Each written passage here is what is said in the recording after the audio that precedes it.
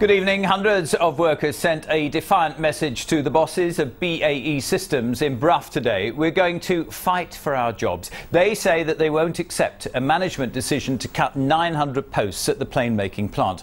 A national union leader has urged them to join a campaign of civil disobedience against the cuts. Phil Connell reports from Brough on the day that the workers decided to fight back. It was a united show of strength. 500 defiant workers posing to be photographed today by the waiting press. Amongst them Tom Brownlee, 20 years old and a final year apprentice, concerned his 4 years of training may now be wasted. For me, I lived in Brough all my life, and this is when you sign up for a job like BAE Systems, you hope that you're going to be there for a long time. And as it turns out, at the minute it's not looking like we're confident that we're going to finish our 4-year apprenticeship that I'm currently on. Earlier, the workforce had met with unions to raise questions about their future. The mood was described as sombre, with those who'd addressed the meeting promising to fight hard to salvage as many jobs as possible.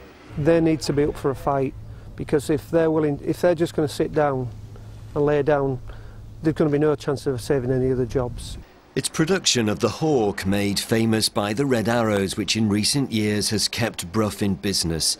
BAE Systems say the jet will continue to be built, though today there were growing fears that production could move to India, a move which unions say would be counterproductive. Yes, other people may be able to build it eventually.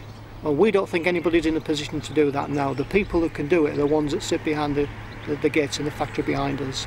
When people look in the marketplace for an advanced jet trainer, what they're not looking for is something that's okay, they want the best thing. A 90-day consultation period over the 899 job losses will end on Boxing Day.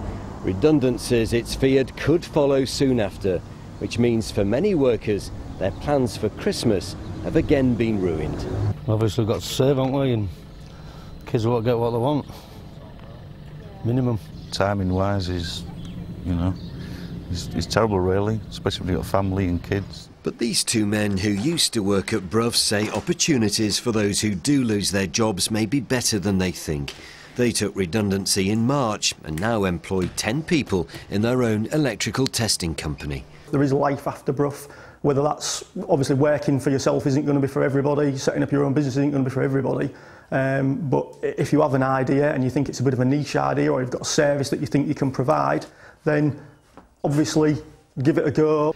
Talks with management will start next week, and with the unions now calling for stronger action, the fight for jobs is by no means over.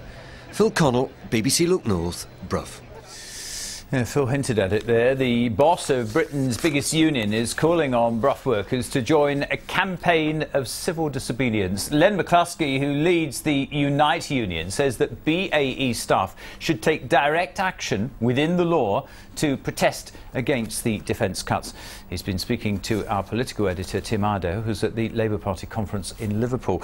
Tim, what exactly does he mean by civil disobedience? Well, make no mistake, this is fighting talk. In recent weeks, the union boss has suggested that anti-cuts protesters who take over libraries and form sit-ins at hospitals which are under threat are perfectly justified. So make of these comments what you will. But Mr McCluskey says that BAE staff should join other workers whose jobs are under threat and take part in this national campaign of civil disobedience.